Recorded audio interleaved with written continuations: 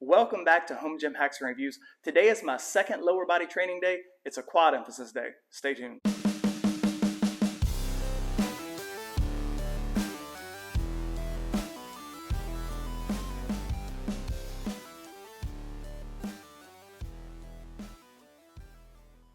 I started today's workout with a McGill Big 3, and I've done a couple of very light sets of leg extensions and leg curls. Now I'm heading over to my first set on the Rhino. I just have the green bands on here, and I have my 12-11 wedges on the squat platform. I am continuing to warm up with a couple of ascending sets on the Rhino. Between warm-up sets on the Rhino, I thought I heard a Bigfoot in the woods. Luckily, it just turned out to be an old deer. I'm 15 pounds heavier than I was last time, and I have to get 15 reps to tie the logbook. With this being my quad emphasis day, I am using the 12-11 squat wedges to elevate my heels and emphasize the quads. The 12-11 squat wedges show up in my 10 favorite pieces of home gym equipment under $100 video. Also, I have a 3 foot by 4 foot horse stall mat that I've placed on the Rhino to add more grip to the platform. With HIT training, you will see in a second how close I pushed myself to failure, and at the end of the set, I wasn't sure if I was going to get the last rep, but pushing myself this close to failure with a bar on my back would likely lead to injury. I have the green Elite FTS Monster Mini Bands on the Rhino, which range from 40 to 91 pounds of tension per band, and they offer more resistance at the top of the squat. I would like to get a scale to measure the bands to see how much the tension is at the top. I had to edit my face on this final rep because I made a face that would scare Freddy Krueger, but with a little extra body movement, I pulled off this final rep.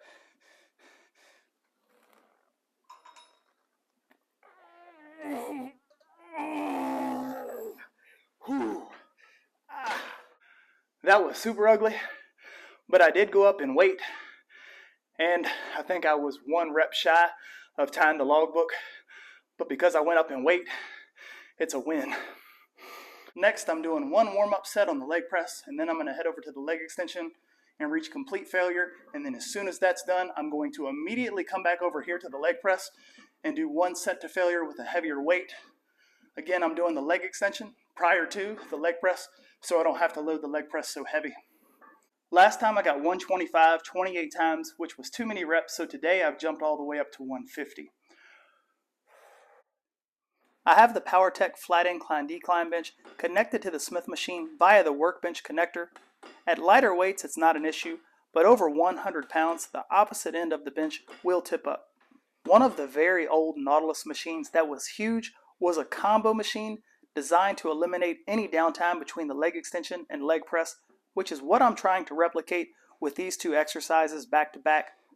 With leg extensions, continuing to add weight gets tricky. First off, the Powertec Leg Extension attachment has a 200-pound max weight capacity, and the heavier I get, the more likely it is to start hurting my knees. But with this set, I got 20 reps without any knee pain. Immediately after the leg extension, I'm heading over to the leg press. Today it's 35 pounds heavier. Last time I got 11 reps, so hopefully I get close to that this time. For the Powertec leg press, I am now attaching the very versatile Angles 90 grips to the safety stoppers and using them to hold on to rather than using the Powertec handles. I've found this to be much more comfortable and feel much more natural. I feel the leg press much more in my quads compared to the compact leg sled, which is why I include this exercise on my quad emphasis day and the compact leg sled on my hamstring and glute emphasis day. You may also notice my back pad sits lower than normal, and I've talked about this before, but I had to make the leg press more lower back friendly for me, so I removed the back pad's adjustment tube. So I beat the logbook, I went 30 pounds heavier, and an extra rep, so that's a win-win. Moving on to the adductor machine, I've already done 1 warm-up set. Last time I did 130 10 times. Today, I'm just jumping up to 135. The Cybex adduction abduction machine is my newest leg machine and a great addition to the garage gym. It's a bit rare to see a machine like this in a garage gym, but I felt my adductors were not being adequately worked, and Dante Trudell, the creator of DC Training, highly recommends this exercise to bring up legs and give the appearance of the legs looking bigger. I also picked up this machine for my wife, who very soon will need surgery on her hip, and I thought this exercise would be beneficial to her rehabilitation.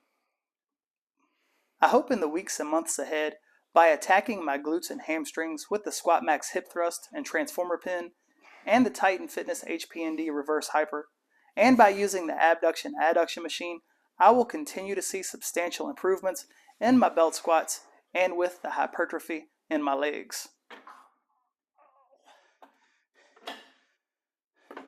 5 pounds heavier, and I think 2 extra reps. And this time I was a little more deliberate with each rep, a little slower, and I squeezed a little bit harder at the end of each rep. So that was a win-win. After the adductor machine, I immediately come over here to the Powertec Lever Squat. Today I've gone 20 pounds heavier, and I need to get 23 repetitions to beat my old score. With the Powertec Lever Squat, I have added 2.5 pound plates onto the safeties, so if I reach failure on this exercise, the lever arms don't go as low. This is the easiest fix I have found since the safeties are not adjustable. Also, since having this machine, I've completely changed the way I use it. Rather than pushing up, I am mostly pushing back. My goal with this was to have it mirror a pendulum squat. While it's not exactly like that exercise, it is very close, and most importantly, it is very lower back friendly. I am purposely doing higher reps on this final exercise so that I don't need to load it so heavy, but also I am doing somewhat of a widowmaker from DC training. Back in the day, my legs seemed to respond really well to high reps on the final set. 20 pounds heavier, 3 extra reps, so that's a win-win. And that's it, 5 exercises and 5 work sets. I couldn't imagine doing any more than what I've already done. I'm pretty taxed right now, and I had a good and productive workout. I beat the logbook in weight and reps on every single thing that I did today, except for the Rhino. That's the only area where I feel like my performance lacked a little bit. However, I did go up in weight, just not in reps. Here is some bonus footage, and this is what I call my kind of sort of rest day. Today I'm only training my calves, my tibialis anterior, and my abs. I'm starting off over on the Rhino with the Iron Master calf block. Just like all of my other training days, all of my exercises are only one set taken all the way to failure, and I won't play these sets the whole way through just because watching calf raises is like watching paint dry. But I really like doing calf raises on the Rhino simply because I don't have any loading on my spine, so I can go extremely heavy and not worry about spinal compression. Over on the Rhino, I went 10 pounds heavier and I got 2 extra reps. Now I'm moving on to the lever squat for a one-legged calf raise. Last time I had it at 2 5s, and I'm going to keep it at 2 5s today, but my goal is to be 8 repetitions. And I do this on the very back of the frame. I beat the logbook by 2 repetitions on my left leg. Now switching over to my right, and I just want to show you another view of how I set this exercise up. Moving on to the X-Mark Fitness seated calf raise to work the soleus, I've gone up 10 pounds and I've got to beat 13 repetitions. Immediately after the seated calf raise, I move over to the Titan Fitness tibia dorsal machine. Here I've gone up 5 pounds and I've got to beat 23 repetitions. I've shown this before. I have the seated calf raise sitting on carpet sliders so that I can move it out when I use the tibia dorsal machine and move it back against the wall when it's not in use. This way it's not hanging out in the middle of the floor. My first ab exercise is the knee raise on the Powertec VKR. The last time I did this exercise, I had an 8-pound dumbbell and I got it 16 times. Today I'm jumping up to a 10-pound dumbbell. And there are some people who say this exercise doesn't work the abs, that it's more of a hip flexor exercise. Well, as long as you bring your knees up past like the 90-degree angle, I think it works the abs really, really well. In fact, I think this is one of my best ab exercises.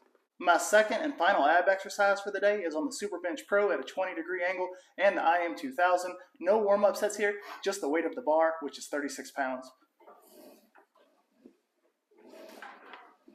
And that's it for calves and abs. 6 exercises and 6 work sets. I hope you found this bonus footage helpful. Thank you all so much for watching. If you found anything helpful, please consider liking and subscribing. Part 5 will be out soon. If any of my videos or reviews have helped you, please consider using an affiliate link in the description of this video. Some of those links can save you some money. Remember, if your equipment lacks, I've got the hacks. Take care, everyone.